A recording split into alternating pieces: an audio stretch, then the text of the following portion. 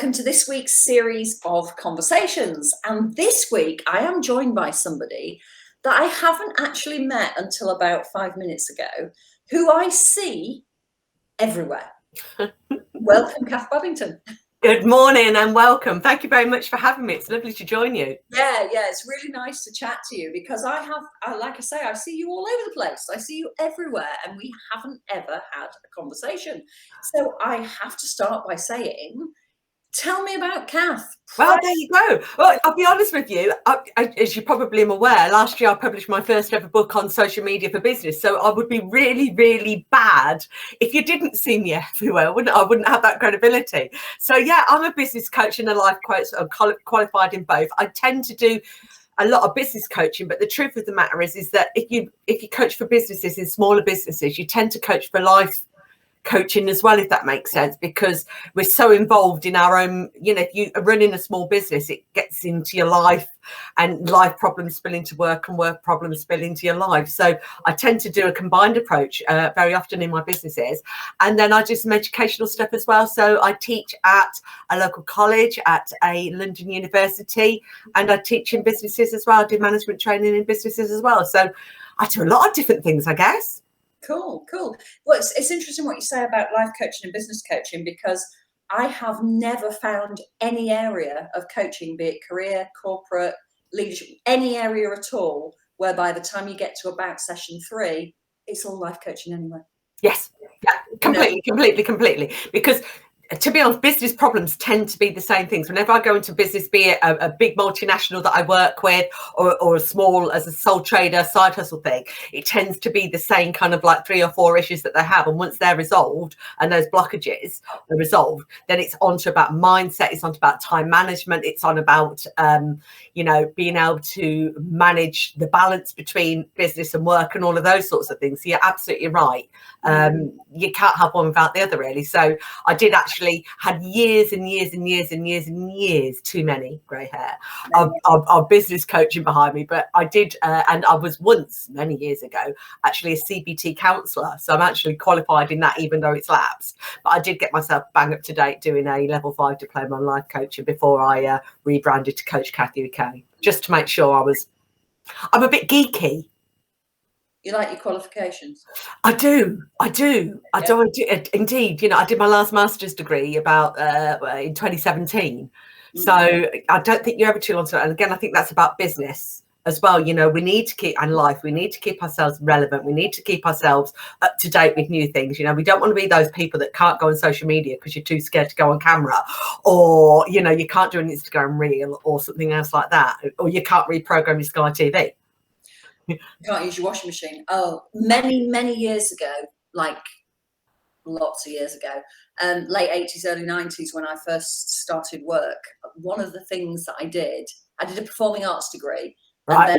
and then I immediately went to do something completely different. And I worked with a woman who used to computerize law firms, lawyers. Yeah. In those days, it was, prizing a quill, an ink out of somebody's hand. Yeah, completely. So antiquated, still is a little bit. Yeah, and I remember that I was be teacher. One of the jobs that I did was an entire 5-branch firm of solicitors, getting all the secretaries onto word processing, that kind of thing. And one woman saying to me with tears in her eyes, "I can't even use the bloody washing machine. How on earth am I going to be able to do this?" Yeah, absolutely. It's really weird because last year when everybody transitioned to Teams and Live and Zoom and everything else like that, I did my dissertation for my master's in online pedagogy. So in terms of online learning and everything else like that, and all the teaching that I do with my university was face-to-face, because not face-to-face, was because I used to stream internationally. So, for example, I could be teaching a cohort in Pakistan. And so everybody else is kind of like, how do we do all this live stuff? And I'm like, I think I can help you. So that was really good. That was really, really useful. Yeah, I did loads of it because I'm really comfortable online. And in fact, I enjoy online teaching more than face-to-face teaching, really. Certainly more respectful of your time. if you can. Yeah, I think so, and I think if you do it right, it can be really, really useful for students, because you haven't got the hassle of transport to A, transport to B. My faculty was in the centre of London in St Mary's Axe in the Square Mile, so getting there was a real faff for me and for the students. And then you've got a timetable where you've got a 2-hour lecture here, then you've got 3 hours, and then you've got a 2-hour lecture there. If you're at home, you can actually usefully study in that time and do something in that time. Whereas if you're in faculty, you end up hanging around in the cafe or going out mooching for a shop at a Costa, and you don't get anything done. So I think it's much more productive. But I have seen it done really badly, so that's a bit of a shame, isn't it? Back in the day, so not going back as far as working computerising lawyers, but I had an English language school. I was a principal of an English language school, of my own English language school. Wow. And one of the courses that we used to run, so this would be 2011, 2012, we used to teach bunches of lawyers in Italy from Bournemouth using Skype, as it was then. Yeah. And we kind of had that, because there is a formal qualification in English for lawyers. So my university, BPP University, runs it. Yeah. There you go. So we were teaching that nearly 10 years ago online. Yeah. And at the time it was revolutionary. Almost Harry Potter. Yeah. Almost Harry Potter.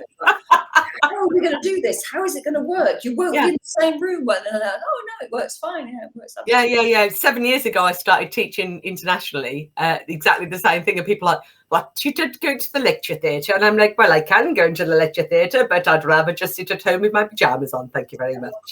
Pajamas from the waist down. Reasonably. It's not gym jams, actually. This is a very funky, cool lounge suit. They now call them, not gym jams. It's great.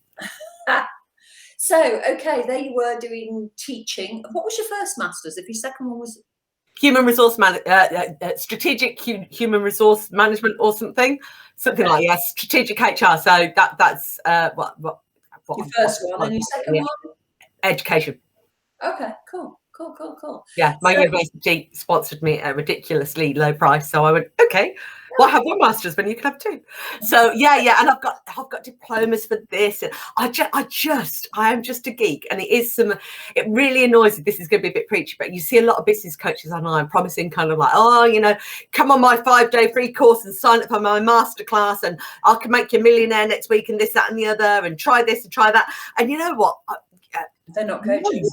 Life doesn't work like that, and I'm not knocking these people, but the reason they're making millions of pounds is because you're being a sucker and you're paying them, and it's just like, no, it doesn't work like that. You've spent the last 4 years campaigning against that kind of, I call them the charlatans, the just one thing gurus. If you know this one thing, then everything will be easy. And in an attempt to raise the coaching revolution above that kind of noise. Yeah. Our mentoring program, ICF accredited. Yeah. For credibility. Because it's so hard to, I mean, most of the people that we work with, so we only work with qualified coaches. Yeah. So if, we don't work, if you haven't got a coaching qualification or you're taking one, you can't work with us. Yeah. But almost all the people that I speak to, or people that join the coaching revolution, have been burned at one time or another because somebody's talked. The most recent one was somebody who spent £3,500 on a program, and what they taught her was that you have to hop into people's LinkedIn inboxes, and that for every 50 that you spam, basically, you should get 5 yeses. That's a conversion rate. I know. I hate spammy. I hate it. A conversion rate of 10%. No, never have the conversations. Conversion rate's like 70%. I only speak to people who want to work with me because of the way I market. Yeah. Why would you market in a way that you're jumping into somebody's inbox unannounced and going, buy my stuff? Yeah, and I really hate that as well when you're a messenger or any of these things. As soon as you kind of like you connect with somebody, they instantly spam you, and I'm exactly the same. I don't do spam. I do have an email list, So I lost the word there in my head. I do have an email list, of course I do, and I send out a newsletter, and if there's any particular good offers or anything else like that going on. So I've just been doing a joint thing with a friend of mine who's an expert on social media training. Now I'm the good one on the content, but she actually filled that gap that a lot of my clients were saying, which is I don't actually physically know which button to press. Yeah, and she was great at that. So we did a collaboration, and that was absolutely amazing. But yeah, you don't, so I sent out an email about that and sent out some messages about that. But just to spam and just say, hi, you've never met me before, sign up for my masterclass for 3.5. And coaches are actually we're a bit wet behind the ears, isn't we? Because we worry, because we're self-development gurus as a general rule, aren't we? Absolutely. Yeah, so that we see it. And if somebody kind of like manages to press our button, the easiest people to make money out of is coaches, isn't it? One of the reasons that I believe that these sharks exist and proliferate is because when you go to coach training school, there's very little said about where your client's going to come from. And any sort of course that you do, any vocational course you do, teaching, doctoring, nursing, while you're doing your course, you teach, you doctor, you nurse, and your patients and pupils are provided for you. And when you learn to coach, your coachees are provided for you. And when you leave a vocational qualification, teaching, doctoring, nursing, you then go and work in that industry. But it's not the same for coaches. Yeah. There is such little conversation goes on about where to find clients, how to find clients, how to market a professional services business, and in particular, how to market a professional services business when nobody knows what you do. With any other professional service, people know what you do, don't you? If you're an accountant or a lawyer or an architect, people have a good idea of what you do. Coaches, problem with being a coach is that two things. Number one, nobody knows what you do. And number two, everybody knows exactly what you do and they're all wrong. Yeah. So, yeah, there's a lot of people that have a lot of they put it out there that they're coaches and stuff like that. I was part of an amazing networking group, and somebody was kind of like saying, can anybody tell me how I've got a client that wants to do franchising, can anybody help me? And I was like, you're marketing yourself as a business coach and mentor. I'm not going to tell you how to do a franchise because I'm a real business coach and I can help somebody franchise. If you're a real business coach and you're marketing that out, you should be saying yes to a client. I can help you franchise your business, and then coming back to the networking team, go, how do I help somebody franchise a business? It's just duplicity, isn't it? And it drives me nuts. All these people out there that are so-called experts. And I said in my book, I don't put myself out there to be a guru. I don't put myself out to be there as a social media kind of like, Instagram queen or anything else like that. But what I was finding, again, similar to what you said about small businesses, you start a small business and they don't know how to do marketing. They're technical experts. Do you remember the book, The E-Myth? I don't know if you've ever read it, but they're technical experts. They can make fabulous bars of soap, or they make lovely little shabby chic furniture, or they're great with their cakes, but they've got no idea once they've sold to their family and friends, and they put a couple of posts on their Facebook or on their Insta, and they're not instantly rich overnight, then what do they do? And that's why I wrote the book, to say, I'm not a guru on this, but I do dislike. I'm one step ahead of you, basically. I just don't like people that fake it. No. And I think, well, the main reason by a very long way that small businesses fail is lack of customers. Yeah. It's rarely lack of ability else. Because they're always really good at the left-handed widgets is always the example I give, because then nobody can get upset. I make left-handed widgets and they're beautiful, and I've got a house full of them because I keep making them, and every time I think I should be doing something, I make more of them. Because it feels busy. And absolutely. But it's actually, you need to spend the first 10 minutes of every single day marketing your business and getting in touch with customers and everything else like that, which is why, as you said, you see me everywhere on my socials, and that's great. Now for me, I combine education with it, because one thing I learned many years ago is that when you're self-employed, don't put all your eggs in one basket. Don't put all your clients in one basket. Don't just work for one person, because when if that falls out for any reason, then you need to spread the load. And I'm a single parent. I'm a working parent to a 13-year-old child. So therefore, I need to make sure that I'm financially secure. So that's why I'm lucky enough to be self-employed 15 years now. But that's why I do a little bit of everything, because sometimes my coaching has got me running around ragged, and other times things are flat and quiet. So, you know, that's why you do it. And again, I think that when people, you know, have a side hustle, perhaps they jump in with both feet too soon. Yeah, because they've had that initial burst of success selling to families, selling to friends and everything else like that, and don't have that strategy. And I know it's not sexy, is it, business strategy? How much do you need to earn? Right, how much do you need to earn a month to pay your bills? Right, how much do you want to earn on top of that? Why are you working for £3.40 an hour? These sorts, you know, and it is not sexy, and it doesn't make you a millionaire overnight. But a proper business coach will actually talk you through these things. And also, I think if we're talking about, because I used to work with, when I was a coach, before I ran the coaching revolution, I used to work with women with small businesses, particularly home-based businesses. Yeah. And there was a really hard day with every one of them where we sat down and we worked out, what are you actually earning? Absolutely. And I remember one person in particular, I was delivering some training for the Chamber of Commerce, and this one lady said to me that she made the most gorgeous jewellery. She was wearing some of it. It was absolutely beautiful. And she said she'd made £148 last year. And I said, that's oddly specific. And she said, yeah, well, I made 148 pieces of jewellery. And I said, I don't understand. And she said, well, I sell them for the cost of the materials plus £1.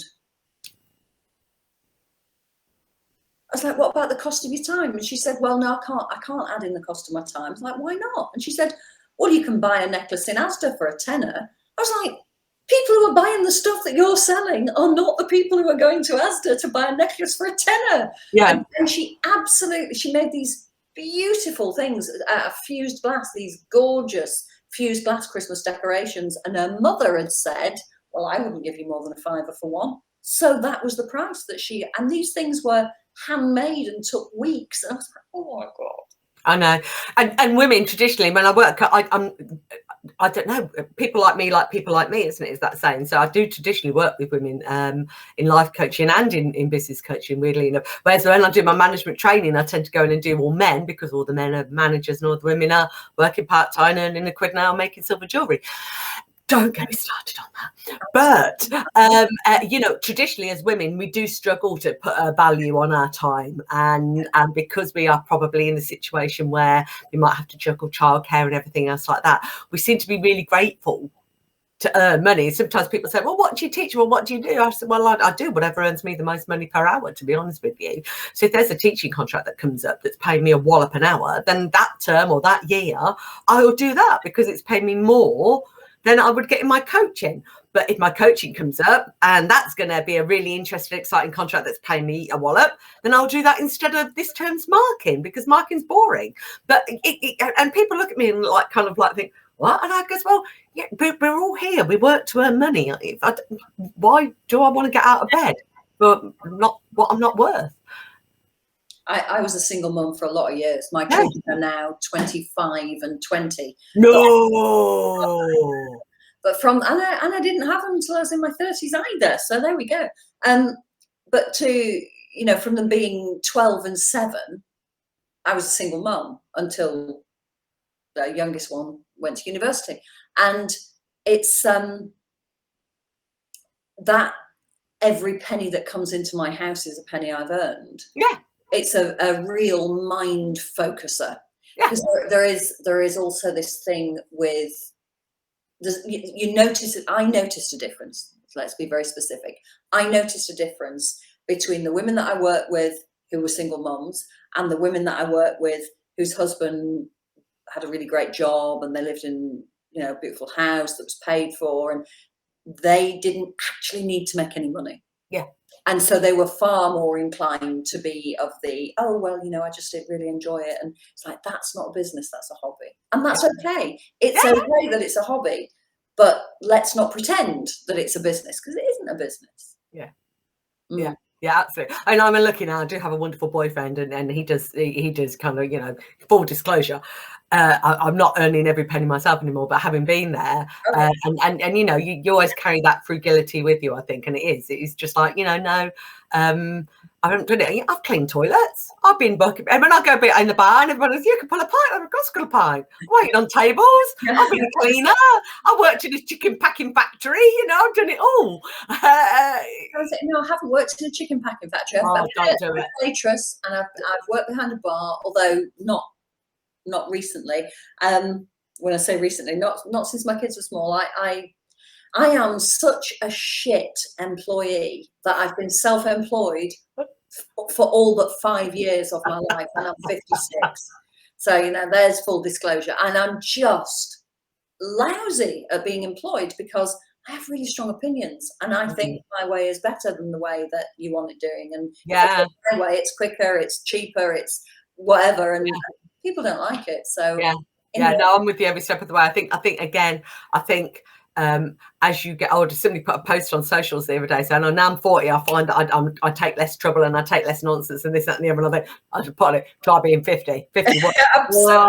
I really cut through it. My partner said, he goes, you're brutal. I hope you're not like this for your clients. You're brutal. And I said, I'm not brutal. I'm straightforward. In a world of calling things challenges and opportunities, everything else like that, I'm quite happy to turn around and say, I think you're wrong. I'm not sure that that's a good idea. Have you actually costed that out? Yeah, I know. And I'm quite happy to cut through it. And I'm not mean or nasty or horrible. I haven't got a horrible bone in my body, but I just don't blow smoke at people's backsides. Less so now I'm in my 50s. And again, maybe it takes a certain business coach to be like that. Maybe I don't promise people to be millionaires, but I really, really am good. I think there's a definite benefit in working with a coach, life coach, business coach, career coach, whatever kind of coach, that's very straight talking, that is challenging in a very straightforward kind of a way. And I used to, for the longest time, I'm a northern girl, so I'm Manchester and north of Manchester. A big part of my life. You've lost the accent. You don't have an accent at all, and Mancunian. Oh, yeah. Well, I've lived around and about, but I grew up in North Manchester, just outside Rochdale. Okay. And then I've kind of lived around and about, and then ended up in Cumbria, and then gone back to Cumbria, and back to Cumbria, down south, across the south coast to Botswana, back to Cumbria. So most of my life has been in the north, but my accent's kind of been flattened by being disappearing everywhere else. I still sound northern, but just very difficult to place northern. Okay. Maybe when you go back home. Oh, when I go back home, people come. Friends that come with me are like, what happened to you? Yeah, very much so. Yeah, but one of the things about being a northern woman is that we're straight talking. Yeah. And I used to think it was a north-south divide thing, but actually I've come to the conclusion that it's not at all. It's just some of us are straight talking and some of us are not. Yeah.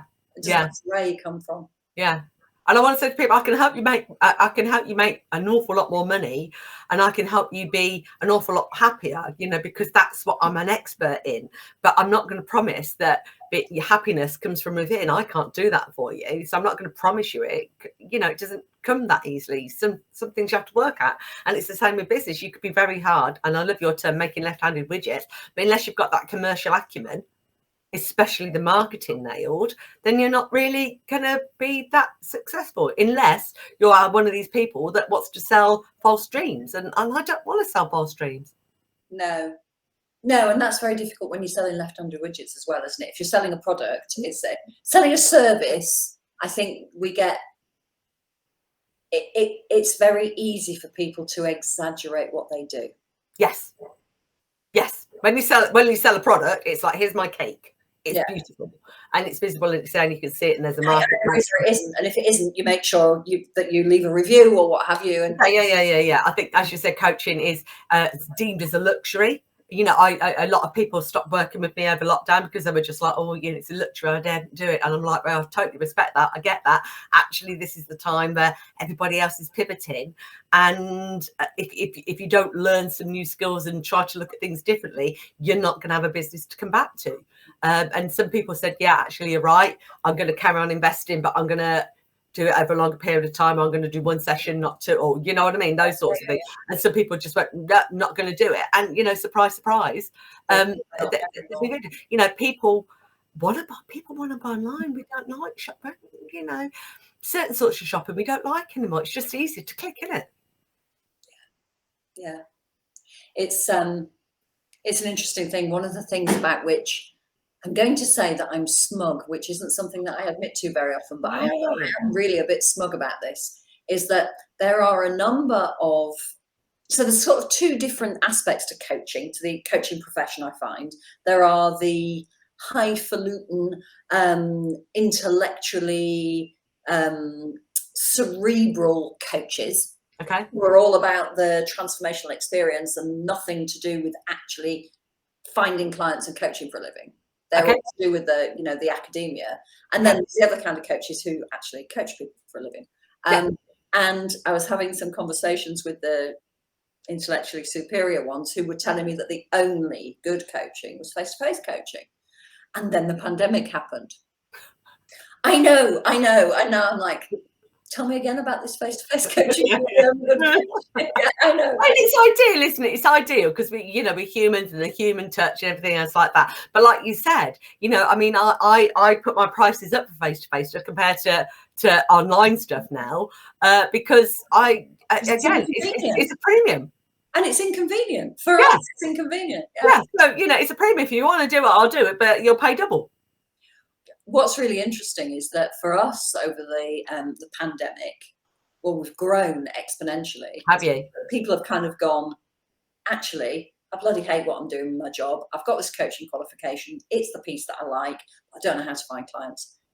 Oh, look, there's somebody who is credible, etc., etc. Got great reviews, that sort of thing. But one of the things that's really interesting is that some of the people that we work with that I know really, really well, and I've never met them. I've never met them because of the pandemic. And, you know, because now I'm in Italy, so it's not like I'm down the road. Yeah. The oddest thing, I went back to England in September and was meeting people for the first time. It's like, how have I not met you? And like, oh, you're not shorter than I expected you to. How rude. Or, yeah, you know, it's we just know each other so well because we talk several times a week, and we've never actually spent time in the same very much. I've seen students right from the first year of their undergrad to the last year of their postgrad, and I've never met them. My daughter's at the third year of university. She's doing a musical theatre degree, and she's done from the end, well, from partway through term 2 of a degree, and she's now in her final year, all online. It's like, how is that even possible? How do you do a practical degree online? I don't know. Yeah, that's a bit crazy, I guess. You don't. Yeah, I don't know. I mean, I do business. I teach business, so it's relatively transferable and easy and everything else like that. So I don't have a problem with that. But I do wonder sometimes how some of these more practical things have supported their students and how to develop their students, because you said it's a very practical, skills-based qualification. And well, a friend's got a son doing graphic design, and he hadn't actually ever been into the graphic design studio. All being done online, no access to anything. And he's still going to cost you 9,250 quid a year. But actually, anyway, don't get me started. Yeah, no, and again, it is that. And I always say to people, you know, I get a lot of students, I say, if you're going to do a business degree, I guess, you know, business or management or anything else like that, it's a great degree to have. Only bother if you're going to work hard and get a first. Because there's no point being 45 grand in debt to get a 2-2 in business. Now, in engineering, it might still be worth doing a 2-2 because engineering is such a low skill, you know, STEM, anything in STEM or anything else like that. We don't have anybody in the UK. So if you get a 2-2, the fact that you've got a degree at all in engineering, it'll get you somewhere. But in management, it's not worth doing unless you're going to get a first. It's just not worth doing. Yeah. Was that, again, a bit brutal of me, probably, but you know, talking for half an hour. Oh my goodness, I'm so sorry. No, you're allowed. You're allowed to talk to me for half an hour. That's perfect. Fabulous. That was so interesting. Thank you so much for your time. No, thank you for having me as a guest. It's been amazing. And where can people reach you, Sarah, if they want to find out more about what you do? Thecoachingrevolution.com. That's easy, isn't it? Yeah. And your coachcathuk.com. Yeah. There's you know, UK based, have geography, online will travel just like you. Absolutely. Thank you very much for inviting me to be your guest on your fabulous show. I really appreciate it. You're welcome. Look forward to speaking to you again soon. Will do. Cheerio. Bye for now.